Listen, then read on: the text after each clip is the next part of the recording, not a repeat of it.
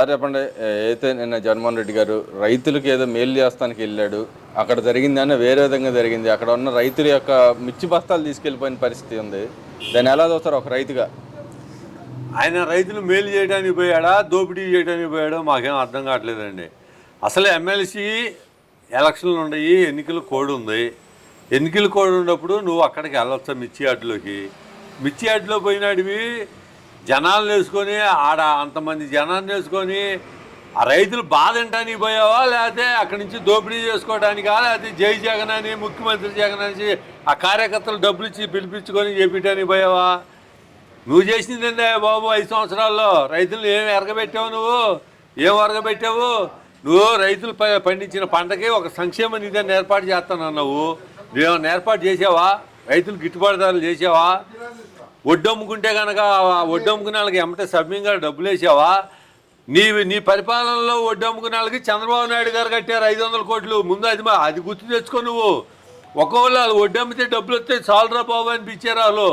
పోలవరం ఉంది, పోలవరంలో కనీసం ముందు బానిచ్చావా? పోయింది కాక ఉండ డయాఫ్రామ్ల వాళ్ళని ఆగం చేసావు.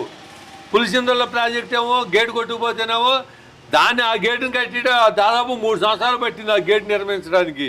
నువ్వేం చేసావా? రైతు భరోసా డబ్బులేమో 13,000 ఇస్తానని చెప్పి మోడీ గారు ఇచ్చిన 6,000తో కలుపుకొని 13,000 చేసావు. నువ్వు అసలు రైతుకి వాళ్ళు ఏం చేసావని, రైతులు ఏం వద్దలు ఇచ్చావని, రైతులు ఎప్పుడు పట్టించుకున్నావు అని చెప్పి నువ్వు రైతుల కోసం పోయావు. మామూలుగా అయితేనేమో అసలు ప్రజల దగ్గరికి రావాలంటేనే పరదాలు కట్టుకుని రావడమో చెట్లు నరకడం చేసావు. ఇప్పుడు అధికారం పోయిందనేగా అధికార దాహంతో మళ్ళీ ఇప్పుడు ప్రజల దగ్గర మొదలయ్యావు. మొన్నేమో వంశీ దగ్గరికి వెళ్ళావు, ఒక క్రిమినల్ దగ్గరికి నువ్వు క్రిమినల్గా పోయావు చూడటానికి. ఆయన చేసిన తప్పేగా, సాక్ష్యాలతో సహా నిరూపించి పట్టేగా ఆయన్ని అరెస్ట్ చేసింది. ఏమన్నా నీకు మళ్ళీ అర్ధరేతులు పోయి గోళ దూకి ఎక్కడో శ్రీకాకుళం దగ్గర నుంచి అచ్చినాడు మళ్ళీ ముడ్డెంట నెత్తులు వస్తుంటే జీబుల్లోనూ వేసుకొచ్చి ఇబ్బందులు గురి చేయలేదుగా. చంద్రబాబు నాయుడు గారు నంద్యాల దగ్గర నుంచి అర్ధరేతులు నిద్రపోయేవాళ్ళని లేపుకొచ్చి కనీసం ఎఫ్ఐఆర్ కూడా ఇవ్వకుండా ఆయన్ని ఇబ్బందులు గురి చేయలేదుగా. ఈయన రూల్ అని ప్రకారంగా ఎఫ్ఐఆర్తో సహా సాక్ష్యాలతో సహా కాగితం ఇచ్చే తీసుకొచ్చారు. కానీ నీకు మళ్ళీ అక్రమ అరెస్టులో నువ్వు అసలు ముందు శుక్రవారం వస్తేనే భయం పుట్టేది కదరా బాబు జనాలకి. ఈయన ఏం చేస్తాడో, ఏ గోళ బగలు కొడతాడో, ఏ ఇల్లు బగలు కొడతాడో, ఎవరిని అరెస్ట్ చేస్తారని చెప్పి ప్రజలకు మనశ్శాంతి లేకుండా చేసావు. అమరావతి రైతుల్ని ఆ వర్షాన ఎన్ని ఇబ్బందులు గురి చేసావు. ఆడాళ్ళని కానీ మొగాళ్ళని కానీ కాళ్ళు చేతులు కట్టుకొని బస్సుల్లో పడేసి ఎన్ని కేసులు పెట్టావు. వాళ్ళు రైతులు కదా. నువ్వు చేసిన ఒక్క దురాఘాతం ఏంది? వాళ్ళు ఎన్ని ఇబ్బందులు గురి చేసావు. నువ్వు అసలు ఏం సాధించావని, రైతులను ఏం వద్దరిచ్చావు అని చెప్పి మిర్చి ఆటికి వెళ్ళావు. పోయినాడివి రైతుల్ని పరామర్శించకుండా రైతులు కష్టపడి పండించిన పంటనే దోసుకోవడానికి వెళ్ళింది నీ కార్యకర్తలనే. ఇది కరెక్ట్ కాదు జగన్మోహన్ రెడ్డి గారు. నువ్వు మట్టికి ఉండదు ఉన్నట్టుగా మాట్లాడండి. ఏది లేకుండా నువ్వు ఉండగా కింద 27,000 రూపాయలు కొన్నారా? ఇది ఎక్కడ దౌర్భాగ్యం బాబు. ఉండదు ఉన్నట్టు మాట్లాడలేదు. కానీ అసలు ఎప్పుడైనా 27,000 అసలు జరిగింది అసలు మిర్చి? గతంలో అయితే తామర తెగులు వచ్చి చాలా మంది రైతులు నష్టపోయారు. కానీ ఈయన ఏదో ఉద్ధరించాడు, మిర్చి రైతులను మేము ఆదుకున్నాం, 25,000 పైన వచ్చినాయి అని చెప్పి ఉన్నాడు. అసలు ఆ టైంలో కనీసం సెంట్రల్ గవర్నమెంట్ దగ్గర వెళ్ళి అడిగిన పాపాన్ని కూడా పోయిన దాఖలాలు లేవు కదా. అసలు అడిగిన పాపాడనేది కాదండి, వాటికి వాళ్ళు ఇన్సూరెన్సులు కట్టలే ముందు. రైతుకి ఏదన్నా కానీ పంటల నష్టం కానీ, వరదలు వచ్చినప్పుడు కానీ, లేకపోతే తామర పురుగు వచ్చినప్పుడు కానీ, ముడత వచ్చినప్పుడు కానీ ఇన్సూరెన్స్ చేస్తే రైతుకి ఇన్సూరెన్స్ డబ్బులు వచ్చాయి. నువ్వు అసలు ఇన్సూరెన్సే చేయలే రైతులకి. ఇన్సూరెన్స్ చేయండి ఇంకా డబ్బులు ఏడొస్తాయి? నువ్వు చేసినవన్నీ కరెక్ట్గా లేవు. ఇప్పుడు మటుకి ఏలెత్తు చూపించడానికి అది అంత రేటు, ఇది ఎంత రేటు, నా పరిపాలన అంత అమ్మాను, ఇంత చేశానని చెప్పి మాటలు ఇవన్నీ కరెక్ట్ కాదు. మరి ఈ బాబు గారు ఉంటేనే వర్షాలు పడవని చెప్పి ఓవరగా మీ వాళ్ళందరూ గొడవ చేశారు. మరి చక్కగా ప్రాజెక్టులు నిండినవి, ఒడ్డు బంగారులాగా బండినాయి. ఒకళ్ళకి 40 బస్తాలు, ఎకరానికి 40 బస్తాలు కానీ బండినాయి. గవర్నమెంట్ కూడా పండింది. అసలు రైతులు కాదు గోతాలేవో లేదు. కానీ వాళ్ళు కొనుక్కోవాలన్నా అమ్ముకోవాలన్నా కానీ ముందు గోతాలే దొరికే కాదు. కానీ ఆయన ఆర్బీకేల ద్వారా చాలా మేలు చేశాడంట అందరికి. ఏంది మేలు చేసింది? డబ్బులు వేసావా? 3 నెలలకు 4 నెలలకు కూడా రైతులకు సరిపోయిన డబ్బులు వేసావా? కొనుక్కెళ్ళిన అసలు గోతాలు దొరికినాయా? రైతులను ఎన్ని ఇబ్బందులు గురి చేసావు, అసలు ఎన్ని రకాలుగా చేసావు. ఏందో నీ పరిపాలన ఏదో బ్రహ్మాండంగా జరిగినట్టు బాగా ఉద్ధరించినట్టు 5 ఏళ్ళలో చేసావు. నువ్వు చేసుకుందేముందరు నాయన. నువ్వు సంపాదించుకోవడానికి ఏ రకంగా దోసుకోవడం తప్పితే నువ్వు మా రైతులను ఉద్ధరించడానికి ఎప్పుడు చేసావు? నువ్వు అవన్నీ అన్ని అబద్ధాలు. నువ్వు మాట్లాడేది కరెక్ట్గా మాట్లాడు నాయన. నువ్వేదో ఏదో కరెక్ట్గా ఉన్నట్టు ఏదో చేస్తున్నావు. కానీ చంద్రబాబు నాయుడు గారు కూడా ఉంది తప్పు. చంద్రబాబు నాయుడు గారు కానీ ఎవరైనా ఎమ్మెల్యేలు కానీ మాజీ మంత్రులు కానీ బయటకు వస్తుంటే ముందు అరెస్టులు చేసేవాడు, హౌస్ అరెస్టులు బయటకు రానియకుండా. నిన్ను అసలు వదిలేసేస్తున్నాడు. అసలు ఏందో మరి నాకు అర్థం కావట్లా. ఈడ ఎమ్మెల్సీ ఓటింగ్ ఏందో, ఆ ఎమ్మెల్సీ ఓటింగ్ ఉండగానే ఎన్నికల కోడ్ ఉండగానే ఎన్నికల కమిషన్లు వాళ్ళు ఎందుకు కూరుకుంటున్నారో ఈయన ఇష్టం వచ్చినట్టు చేస్తున్నాడు.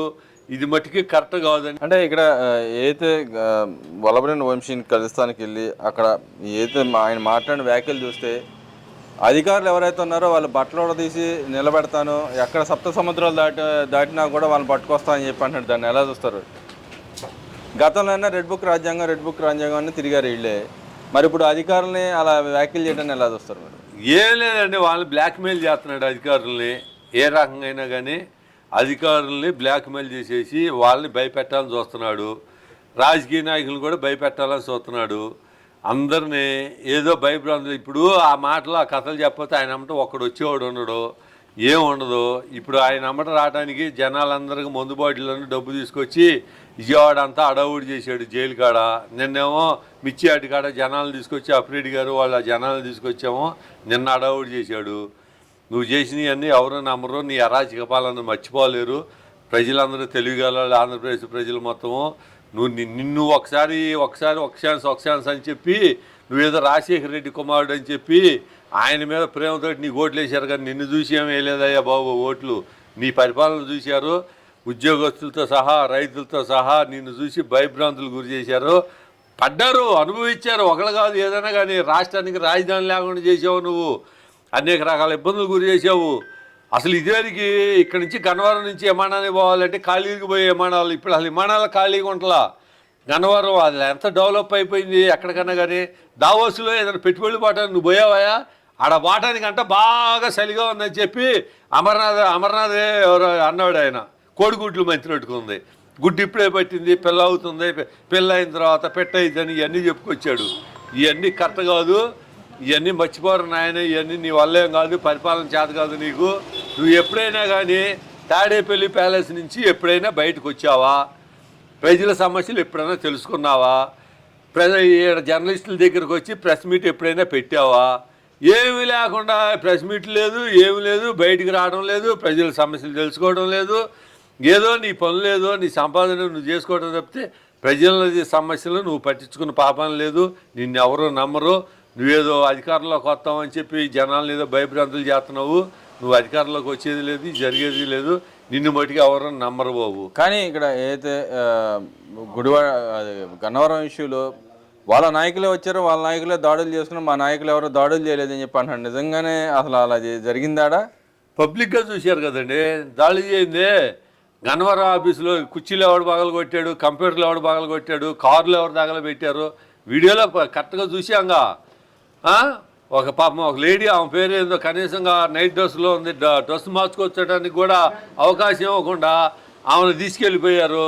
పట్టాభి గారిని పోలీస్ స్టేషన్ తీసుకెళ్ళి కరెంట్ లేకుండా ఆయన మీద దాడి చేశారు. ఇది ఎక్కడి న్యాయం అసలు? ఇవన్నీ నువ్వు చేసినవన్నీ సామాన్య విషయమా?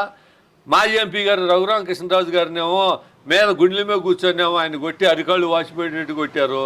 మరి ఆ చంద్రబాబు నాయుడు గారు మరి ఎందుకు ఊరుకుంటున్నాడో ఏందో. మరి ఐపీఎస్ అధికారులను కానీ ఏదైనా కానీ మరి వాళ్ళ మీద చర్యలు తీసుకోవాలా? ఆయన మీద అంత అవజాన దాడి చేశారు. వాళ్ళు పోయి కోర్టు పోయి బెయిల్ తీసుకొచ్చిన దాకా అరెస్టులు కూడా చేయట్లా. మరి ఎందుకు చేస్తున్నాడో ఏందో. మరి బాబు గారు కూడా అంత తేలిగ్గా వదిలేస్తే మటుకి, ఎందుకంటే కార్యకర్తల మనోభావాలు కూడా దెబ్బతింటున్నాయి అని చెప్పి నేను అనుకుంటున్నానండి. అంటే ఇక్కడ యాక్చువల్గా ఏదైతే ఆయన చెప్తున్నాడు, జగన్మోహన్ రెడ్డి గారు చెప్తున్నాడు, వంశీ గారి మీద అక్రమ కేసులు, అన్యాయమైన కేసులు పెట్టాడు. ఆయన అందంగా ఉంటాడు, అందం ఈర్షిగా ఉండి బాబు కొడుకులు ఇద్దరు కలిసి ఆయన మీద ఎదగనివ్వకూడదని కేసులు పెట్టారు అని చెప్పి అంటున్నాడు. ఆ సామాజిక వర్గం తొక్కేయాలని చూస్తుందంట కదా ఆయన్ని. అది కాదండి, ఆయన అందంగా ఉంటాను ఏమన్నా ఆడపిల్ల? అది కాదు, మగపిల్ల. అలా ఇంకే మైండ్ ఉందా? లేకపోతే వాళ్ళ అన్నను ముందులేమో పని చేయలేదు, మాకే అర్థం కావట్లా. వంశీ గారు అందంగా ఉండేదండి. మగాళ్ళు ఎవరైనా అందంగా ఉంటారు, ఈయన అందంగా ఉండడని ఏం మాటలండి నాకు అర్థం కావట్లా. మాగాళ్ళు ఆశ్చర్యంగా వచ్చింది ప్రెస్ మీట్లో. ఆయన అందంగా ఉండాడు, ఈయన అందంగా లేడు, ఈ మాటలేదండి, ఈ కథలేదండి. ఇవన్నీ కరెక్ట్ కాదు అసలు. ఆ మాటలు కూడా అసలు ఎందుకు వస్తాయో, అసలు ఎందుకు అంటాడు. మరి ఏదో ఆ ప్రెస్ మీట్లో కూడా మా ఏదో నోరు కూడా తిరగల ఆయనకి, ఒకటికి 4 సార్లు అన్నాడు పక్కన పేరు నిన్న అని చెప్పాడు. ఆ మాట ఏదో ఏదో అన్నాడండి, ఆ మాట కూడా నాకు గుర్తు రావట్లేదు. ఆయనకి నోరు కూడా తిరగదు, మరి ఆ మాట నోరు తిరగకు ఏమనుకొని ఆ అంటే మాట ఇక్కడ ఆయన తీసుకొచ్చిన స్క్రిప్ట్ చదవడం చేతకట్లేదు అంటారా? అసలు ఎప్పుడు చేతిలో కాగితం లేకుండా ఎప్పుడైనా మీడియా సమావేశం కానీ మీటింగులో కానీ జగన్మోహన్ రెడ్డి గారు ఎప్పుడైనా కానీ మాట్లాడా?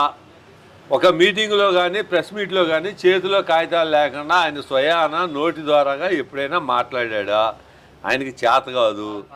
ఆయన అసలు ఏమవుతుంది, అసలు ఆయన వల్ల ఏమీ కాదు, ఆయన మాట్లాడలేడు. ఏదో మాజీ ముఖ్యమంత్రి అని పేరే కానీ అసలు ఎప్పుడు వచ్చాడు ప్రెస్ మీట్ తినంగా? అసలు ఎప్పుడైనా కానీ ఆంధ్రప్రదేశ్ అభివృద్ధి గురించి ఎప్పుడైనా నోటిఫికేషన్ ఏదైనా వదిలాడా? ఏమీ లేదు, ఉద్యోగాలు లేవు. ఏదో ఆయన కార్యకర్తలకి ఇచ్చాడు తప్పితే వేరే వాళ్ళకి ఎవరికి లేదు. వాలంటీర్లు అని చెప్పి వాళ్ళకి ఇచ్చాడు 5,000 రూపాయల కాడికి.